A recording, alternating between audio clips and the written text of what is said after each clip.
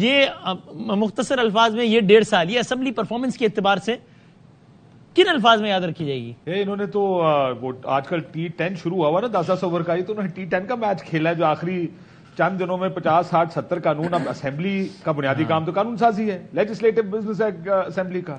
تو جس طریقے سے انہوں نے قانون سازی کی ہے، بڑے فاسٹ ٹریک قانون سازی انہوں نے کی ہے، لیکن لوگوں کو یہ سمجھ نہیں آیا، میرے جیسے لوگوں کو یہ قانون سازی دیکھ کر سمجھ نہیں آیا کہ یہ قانون سازی کی کس کے لیے انہوں نے. کیئر ٹیکر کا اختیار انہوں نے بڑھا دیا، آرمی ایکٹ میں چلو ترمیم ہو گئی، آفیشل سیکرٹ ایکٹ میں ترمیم کر دی.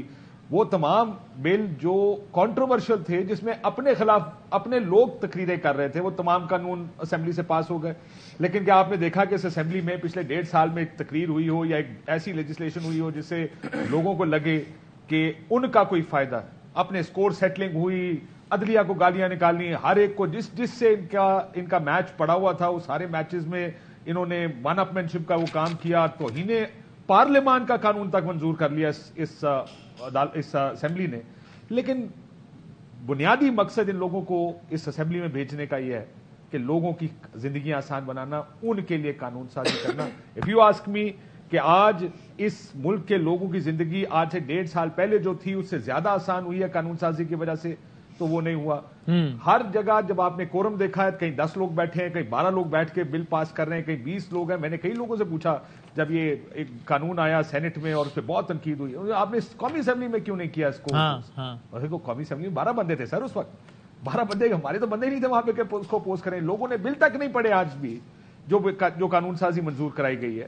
سو آئی تھنک اگین ہمارے یہاں پر جو اسمبلیوں کا لارجلی ماحول رہتا ہے وہ ایسے ہی رہتا ہے. اس اسمبلی نے بھی کوئی پہاڑ نہیں گرایا یہاں پر. حسن ایوب، آپ کا کیا خیال ہے؟ یہ ایوان جو کہ بڑا انٹرسٹنگ ایوان اس لحاظ سے رہا کہ 5 سال اس نے مکمل کیے، لیکن پاکستان کی تاریخ میں پہلی مرتبہ ہوا کہ ایوان کے 5 سال ہوئے لیکن حکومتیں 2 رہیں. جو ایوان کے پہلے دن ٹریجری بینچ پہ تھا وہ ایوان کے آخری دن ایوان میں ہی نہیں تھا. جو ایوان کے پہلے دن اپوزیشن بینچ پہ تھا وہ ایوان کے آخری دن وزیر اعظم تھا. بہرحال یہ اس ایوان کی پرفارمنس کیا آپ کے خیال میں؟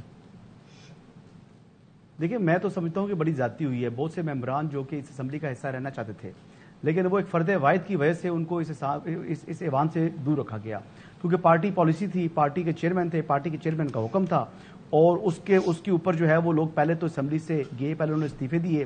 پھر ان کے جب استعفے منظور ہونے شروع ہوئے تو انہوں نے کہا جی کہ ہمارے استعفے منظور نہ کریں. پھر وہ کیس جو ہے وہ کورٹ میں لے آئے. تو پھر بڑا ہم نے دیکھا کہ ایک پنگ پونگ سٹارٹ ہوا. تو کورٹ نے ڈیسائیڈ نہیں کیا نا یہ معاملہ. کورٹ نے کہا جو لاہور ہائی کورٹ نے اینڈ میں، اور جب کورٹ نے کہا واپس جانے چاہیے تو اسپیکر نے کہا میں نہیں جانے دیتا. اسپیکر نے کہا جی اس ٹائم بالکل پوری سٹوری یہی ہے. لیکن میں کہنا چاہ رہا ہوں کہ نکلے کیوں؟ پہلا مین سوال تو یہ ان کو کس نے کہا تھا؟ ان کو عوام نے مینڈیٹ دیا تھا نا. تو یہ بھی عوام کے مینڈیٹ کی توہین ہوتی ہے. بیسیکلی آپ کو عوام بھیجتے ہیں، آپ کا جو ایک حلقہ ہے قومی اسمبلی کا وہ کم سے کم 5 لاکھ لوگوں کی آپ نمائندگی کر رہے ہیں، اور وہاں پر 5 لاکھ میں جب آپ کا 100 MNA کو آپ نکال جاتے ہیں تو آپ 5 لاکھ کو ملٹی پلائی بائی اگر 100 کریں گے تو 5 کروڑ بن جائے گا. تو 5 کروڑ لوگوں کو نمائندگی سے آپ نے محروم کر دیا. یہ صرف ایک کیا مین ود اے بگ ایگو یہ بات تھی کیا؟ مطلب وجہ کیا تھی؟ اگر وہ اسمبلی میں رہتے تو آج شاید ان کے لیے یہ صورتحال نہ ہوتی. ایک چیز. دوسری چیز یہ ہے کہ اس پارلیمنٹ نے جاتے جاتے جو ایک کام کیا، جو ایک قانون سازی یہ نہیں کروا سکے، وہ تاحیات نااہلی کا قانون تھا، وہ ختم کیا. انہوں نے تاحیات نااہلی کو ختم کیا. اب نااہلی کی مدت جو کہ پہلے آئین میں تعین نہیں تھا، آپ کا الیکشن ایکٹ بھی نہیں بتاتا تھا کہ 62(1)(f) کے تحت نااہلی کی مدت کیا ہے. تو اب انہوں نے یہ بات واضح کر دی کہ نااہلی میکسیمم کسی شخص کی ہوگی تو وہ 5 سال کے لیے ہوگی.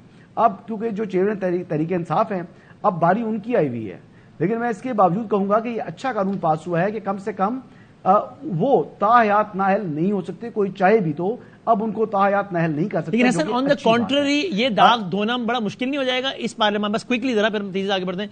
اس جماعت میں، اس پارلیمان میں موجود جماعتوں کا کہ بھائی بہت سارے بل ایسے منظور ہوئے جن کے بارے میں اور آپ یقین سے کہہ سکتے ہیں کہ پارلیمان کی اکثریت کو پتہ ہی نہیں تھا کہ ہے کیا.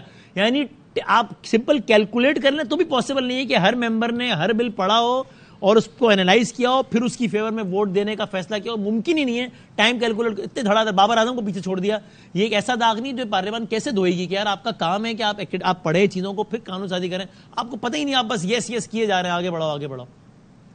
وسیم بھائی جون سے بل تو گئے نا متعلقہ پارلیمانی کمیٹیز میں، تو وہاں سے منظور ہو کر واپس آئے، وہ منظوری ہوئی تو پھر بھی جو متعلقہ کمیٹیز تھی انہوں نے اس کو ویٹ کیا. صحیح ہے. اور پھر ویٹ ہونے کے بعد پھر وہاں سے وہ لیجسلیشن ہوئی ہے.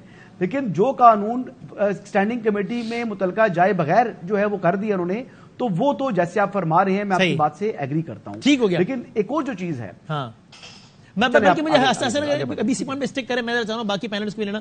اچھا میئر صاحب ادھر اس کو ہم اور اسپیسیفک کر لیں, اگر شخصیات کی بات کر لیں اور ان کی پرفارمنس کو اگر ہم اینالائز کر لیں کوئکلی, قائد ایوان سے ہی شروع کرتے ہیں, یعنی کہ وزیر اعظم پاکستان شہباز شریف صاحب.